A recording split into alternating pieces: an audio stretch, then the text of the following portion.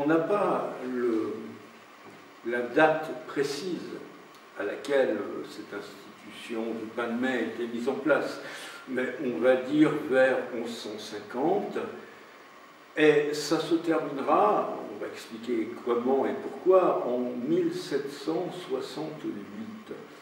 Bon, ça veut dire quoi? Ça veut dire que ça a duré au moins 600 ans, un peu plus de 600 ans. Si Pierre II avait dit on va faire une distribution, ça aurait duré peut-être le temps de sa vie. Mais il a eu cette intuition, c'est que pour que les choses fonctionnent, il faut les asseoir sur vraiment les institutions. Si on voulait faire une comparaison, c'est le fameux amendement Coluche. Coluche aurait très bien pu dire, les restos du cœur, bon ben on va faire appel, la première année ça aurait marché du feu de Dieu, la deuxième un peu moins, etc. Et très vite il a vu qu'il fallait passer par les politiques pour que ce soit inscrit dans la loi, avec entre autres les surplus européens, etc. Donc il y a ce réalisme chez cet archevêque de dire on a une institution. L'institution, c'est l'impôt. L'impôt, c'est pas prêt de se terminer. Donc ça veut dire que cet impôt, il faut s'en servir. Et c'est comme ça que ça peut durer plusieurs siècles. Alors, qu'est-ce que ça représentait? On n'a malheureusement pas une comptabilité extrêmement suivie, précise, etc. Mais les années où on a des chiffres qui sont souvent le chiffre global, on est souvent à 60 000 pains distribués pendant un mois de mai. On va diviser par 30 pour la facilité des choses, même s'il n'y avait que 28 jours de distribution. 60 000 que divise 30, ça fait 2000 pains distribués en une matinée.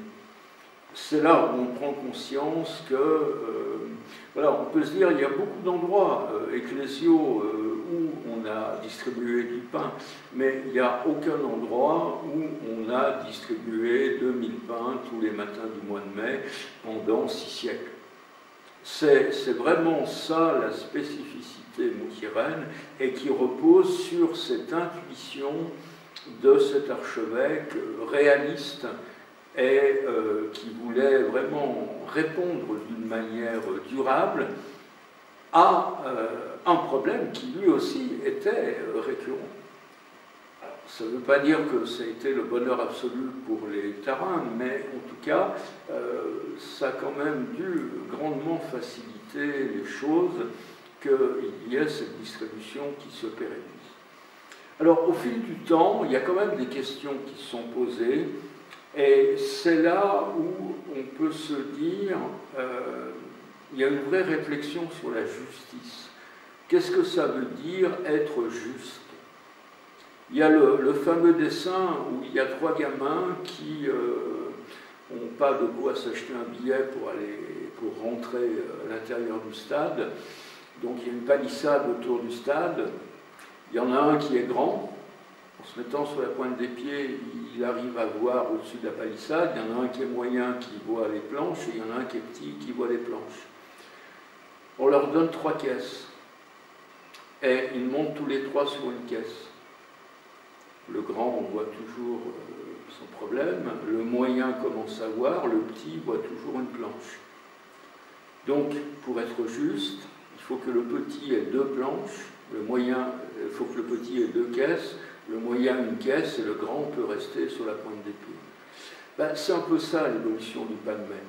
On disait, celui qui se présente, il a droit à un pain. Et puis, au fil du temps, on s'est dit, le bourgeois de Moutier, on lui donne un pain. Le pauvre, qui souffre réellement, on lui donne un pain. Est-ce que le bourgeois de Moutier a réellement besoin de venir chercher un pain tous les matins? Est-ce que la justice, c'est pas de mettre en place quand même des éléments pour être plus fin au niveau de la distribution? Mais en même temps, la distribution, elle devenait une tradition. Touche pas à mon pain. Ça veut dire j'y ai droit comme les autres. Ça ne me sert à rien, mais j'y ai droit. Et puis, ça même allé plus loin. Certains bourgeois de Moutier ont pris l'habitude d'envoyer leurs serviteurs chercher le pain. Ben oui, parce que s'il y a 2000 pains, ça veut dire qu'il y a du monde. Donc il y a forcément une queue qui s'organise, ça prend du temps.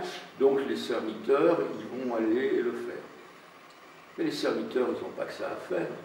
Donc il y a une demande des bourgeois de Moutier pour que les serviteurs de l'archevêché viennent déposer le pain directement chez eux. Donc il y a eu des tensions assez vives, hein. Et ces tensions, elles vont se résoudre en 1768, où on a un archevêque qui s'appelle Humbert de Roland, qui lui aussi a été vraiment un analyste de la société, qui a été un précurseur un peu.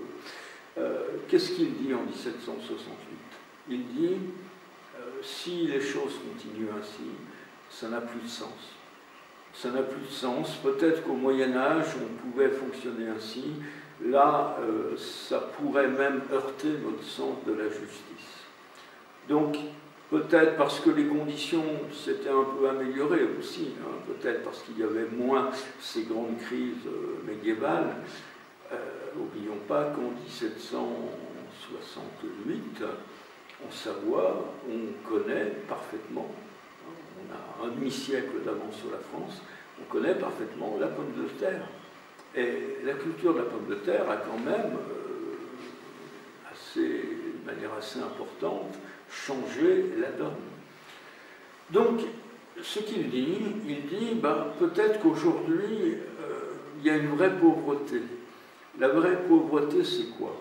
Ce sont ces gens qui traînent dans les rues de la ville, qui sont des mendiants. Pourquoi est-ce qu'ils mendient? Parce qu'ils sont estropiés, parce qu'ils n'ont plus de famille qui peuvent subvenir, etc. Eh bien, ces gens-là, on va les accueillir dans l'hospice Saint-Antoine. Jusque-là, l'hospice Saint-Antoine, ça avait surtout servi à accueillir des voyageurs de passage, hein, c'est le sens de l'hospitalité, qui ne trouvaient pas une place dans une auberge. Et petit à petit, il y a cette idée, peut-être qu'on pourrait aussi héberger ces gens qui sont dans le besoin. Et Humbert de Roland va donner vraiment le coup de pouce en disant, eh bien, ce qui correspond à ce qui chaque année est investi au niveau du pain de mai, on va le donner à l'hospice Saint-Antoine pour que cet hospice ait des revenus beaucoup plus importants et moyennant l'obligation pour l'hospice d'accueillir tant de pauvres de Moutier, tant de pauvres d'un certain nombre de communes qui sont autour de Moutier, et des pauvres qui viennent de plus loin. Et il confie à ceux qui gèrent l'hospice, c'est-à-dire à la fois l'Église et la communauté moutieraine, la gestion de cela en impliquant les autres communautés. Ça veut dire qu'il fait d'une pierre plusieurs coups.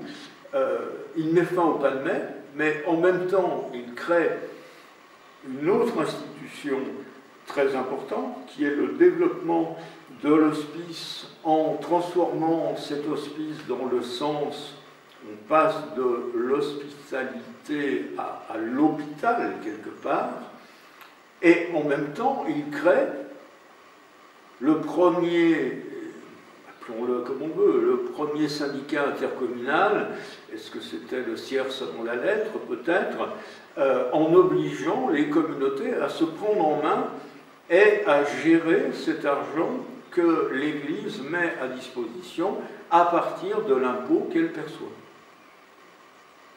Et c'est le même archevêque, d'ailleurs, qui, l'année suivante, vendra le titre de comte en se parce que là aussi, il réfléchit et il se dit, bon, ce titre qui a été très important, hein, qui vient de 996, mais ce titre correspond à quoi?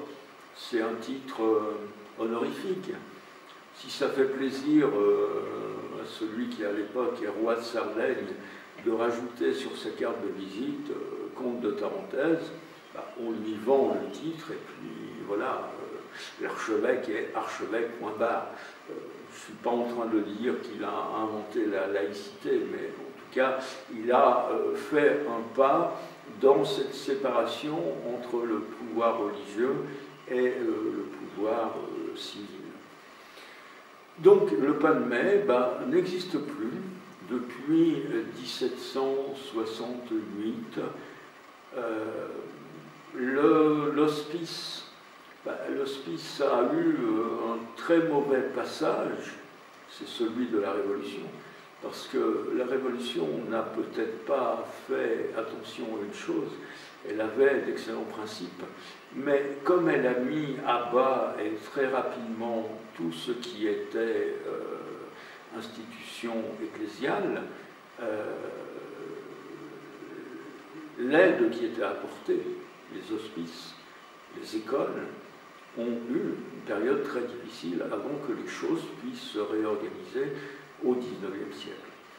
Et donc, quand on va dans l'hôpital de Moutier aujourd'hui, on s'aperçoit qu'il y a une plaque de marbre sur laquelle il y a des bienfaiteurs qui sont inscrits. Eh bien, le premier bienfaiteur qui figure, il s'appelle Saint-Pierre II de Tarentaise. Et Saint-Pierre II de Tarentaise, c'est ce personnage qu'on a suivi depuis Bonnevaux, qu'on a vu devenir père abbé de Tamier, qu'on a vu devenir archevêque comte de Tarentaise, qui a créé l'institution du pain de mai et qui a été un bienfaiteur, alors à la fois de l'hospice Saint-Antoine, qui était au bas de la grande rue de Moutier, à la fois de l'hospice du Petit Saint-Bernard, l'hospice de Colonjoux, comme on disait à son époque, qui se trouvait à l'extrémité de son archidiocèse, et de bien d'autres choses. Donc c'est quelqu'un, un de ses biographes. Ce qui est intéressant, c'est qu'on a quand même des éléments assez fiables au niveau de sa vie. Pourquoi? Parce qu'il y a des gens qui ont écrit des textes assez vite après sa mort. Son biographe officiel, c'est-à-dire celui qui a écrit la Vita Sancti Petri, c'est-à-dire la vie de Saint-Pierre, c'est Geoffroy qui était l'abbé d'Hautecombe, Hautecombe qui était une abbaye cistercienne à cette époque. Donc il écrit une vie, alors dans le style de l'époque, il y a des choses qu'il faut prendre dans le style, mais il y a beaucoup d'éléments biographiques, et puis il y en a d'autres. Et un de ses biographes, c'est presque un résumé de sa vie. Il dit, c'est quelqu'un qui aimait partager et qui aimait les pauvres. Et je pense que si on n'a pas cet élément-là, c'est difficile de comprendre le pain de mai. Voilà. Le pain de mai, ce n'est pas une histoire de pain béni, ce n'est pas une histoire simplement de distribution de pain. C'est quelqu'un qui aimait les pauvres, qui aimait partager et qui a eu le réalisme pour trouver des moyens qui soient des moyens socio-économiques permettant de faire les choses d'une manière efficace. Donc voilà très rapidement résumé ce qu'est cette histoire du pain de mai, au moins dans ses grandes lignes. Une petite information avant de nous quitter. Au moment où on enregistre ces quelques propos, on est à une journée bien particulière, puisque demain, après 201 jours de fermeture, le centre culturel va ouvrir ses portes. Alors si vous voyez la vidéo plus tard, on contextualise, demain ça veut dire le 19 mai. Durant cette période de 100 jours, on a mis en place des moyens pour continuer à rester en lien avec vous, pour continuer à partager voilà, ce qu'on connaît, ce qu'on suivis, etc. Il y a certaines choses qui vont s'arrêter. Cette chaîne YouTube ne s'arrêtera pas.